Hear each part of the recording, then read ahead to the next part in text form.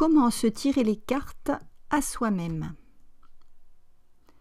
Lorsque l'on évoque le tarot, on pense tout de suite au tirage des cartes. C'est en effet les tirages qui font la spécificité de cet outil. Généralement, les tirages sont proposés par un tarologue à une personne qui vient chercher de l'aide pour elle et pour sa vie. Mais il est aussi possible de se tirer les cartes pour soi-même. Pourquoi se tirer les cartes? Certainement pour des tas de raisons. Nous allons en voir 3. Bonjour, je suis Hélène Poiseau, psychologue, coach et tarologue, et j'utilise le tarot de Marseille pour accompagner les personnes lors d'une psychothérapie, d'un coaching ou d'une séance ponctuelle. Alors, on peut se tirer les cartes pour sa vie concrète. La première chose qui vient à l'esprit des personnes qui se tirent les cartes, ce sont les petites questions qui se posent à propos des tracas de la vie quotidienne. C'est ainsi que l'on consulte l'oracle pour trouver des réponses aux petites questions du genre « Vais-je retrouver mon objet perdu ? L'embouteillage dans lequel je suis pris va-t-il durer ? Est-il bon pour moi d'aller à cette réunion ? Le film que je m'apprête à voir va-t-il me plaire ? etc. etc. Pour ma part, je ne sais pas vraiment interpréter ce genre de tirage ni le pratiquer, car il me semble utiliser le tarot d'une façon qui est extrêmement limitée. D'ailleurs, ce genre de tirage implique bien souvent que certaines cartes soient considérées comme positives et que d'autres soient considérées comme négatives.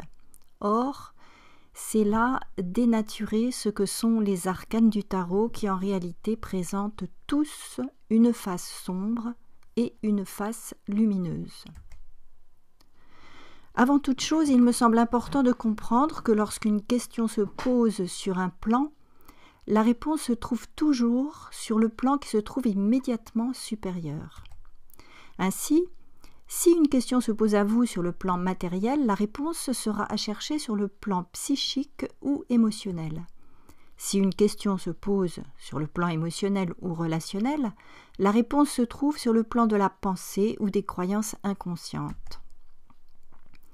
Nous vivons en effet sur 3 plans, vous le savez sans doute, le plan corporel et matériel, le plan psychique et relationnel, émotionnel, le plan mental ou celui de la pensée. Il y a également le plan spirituel qui est celui de l'être ou de l'essence, et celui-ci se vit simultanément sur ces 3 plans d'existence. Voyons comment il est possible de vous tirer les cartes en vous situant sur le plan psychologique et non plus directement sur le plan concret. Tout problème concret que vous rencontrez a une solution à trouver dans votre vie psychique, c'est-à-dire dans vos états émotionnels, vos pensées et vos croyances. Lorsque vous avez le blues, le cafard ou que vous vous sentez angoissé, le tirage d'une ou de 2 cartes va en même temps canaliser votre attention et travailler sur votre inconscient. Pour faciliter la compréhension du message des cartes, vous devez d'abord choisir une structure de tirage, c'est-à-dire définir une signification aux places que vous donnerez aux cartes que vous allez tirer. Par exemple, si vous tirez 2 cartes, vous pourriez choisir entre plusieurs structures de tirage comme celle-ci. Le conseil du tarot.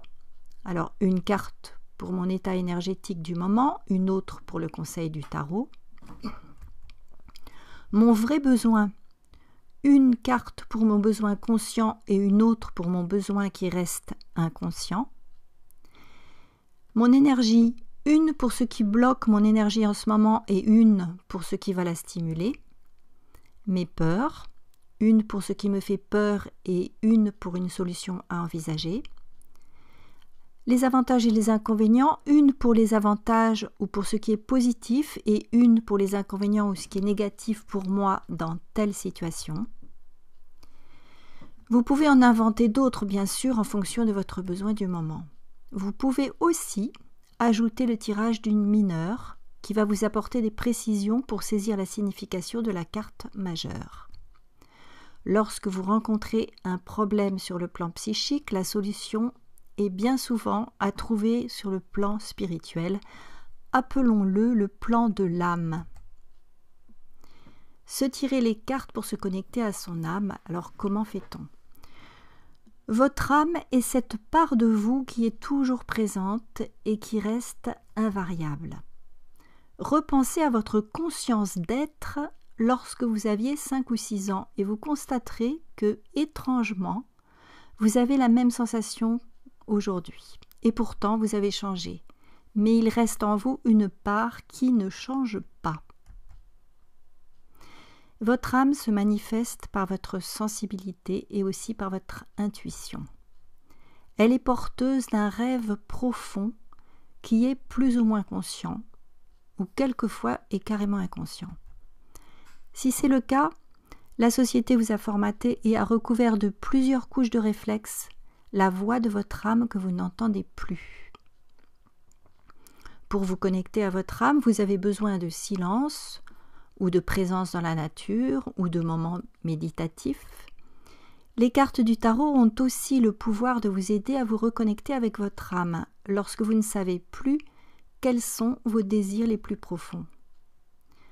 Vous pouvez vous tirer 2 cartes, l'une qui représente la couleur de votre âme, prenez alors la signification essentielle et positive de la carte, et l'autre qui représente la voix de votre âme, ce qu'elle cherche à vous dire. Si par exemple je tire la maison Dieu pour la couleur de mon âme, c'est que sa qualité particulière est la joie de vivre, la joie de recevoir tous les cadeaux de la vie et de se sentir légère. Le soleil, pour ce qu'elle veut me dire, ce pourrait être « rayonne et rapproche-toi des autres pour partager la lumière ». Vous pouvez aussi tirer une carte pour vous recentrer. Qu'est-ce qui va m'aider aujourd'hui à me recentrer? Si je tire la force, c'est que cette carte me demande de porter mon attention sur le 2e chakra, sous le nombril, et de sentir ainsi une énergie presque inépuisable. Ce peut être aussi un conseil pour me concentrer sur ce que je fais si aujourd'hui j'ai de nombreuses choses à faire, ce qui pourrait m'amener à me disperser. Si vous ne saisissez pas tout de suite le sens des cartes que vous tirez, prenez un moment pour l'observer et laissez-la près de vous ou sous vos yeux lors de vos activités. Son image, ses couleurs, son nom, son ombre même agiront sur votre inconscient et vous vous synchroniserez automatiquement sur cet arcane. C'est en vous mettant en phase avec votre âme que vous résoudrez le plus facilement vos problèmes. Votre énergie sera plus fluide, plus légère, plus accueillante, et des solutions se présenteront toutes seules dans votre vie. Écouter votre âme ne signifie pas du tout décoller de la réalité, ce n'est pas ce qu'elle vous demande. Si vous avez des difficultés pour rester connecté aux réalités concrètes de votre vie, demandez un conseil au tarot. Tous les domaines de votre vie, matériel, corporel, émotionnel, relationnel, mental et spirituel, sont interconnectés entre eux. Le tarot vous amènera à refaire un lien qui s'était peut-être rompu. C'est votre âme qui retissera des liens entre tous les domaines de votre vie. Tempérance est l'image de votre âme. Elle n'a pas d'article défini, elle n'est donc pas définie. Elle fait circuler des vibrations entre ces 2 jarres et vous aide à élever vos vibrations. Elle a des ailes et vole pour communiquer entre le monde des formes où nous menons notre existence et le monde sans forme d'où nous venons. Elle crée ainsi des liens, c'est sa fonction essentielle. Donc sachez interroger votre âme grâce au tarot. En vous alignant sur elle, vos préoccupations se dissiperont et vos problèmes trouveront leur solution. Si vous désirez aller plus loin pour vous tirer vos cartes, vous trouverez un petit guide en recopiant le lien qui se trouve en dessous de la vidéo ou en cliquant sur le bouton si vous êtes sur le blog. Merci de m'avoir écouté jusqu'ici. Je vous souhaite des tirages découvertes, des tirages plaisir, grâce auquel vous développerez de l'humour sur vous-même.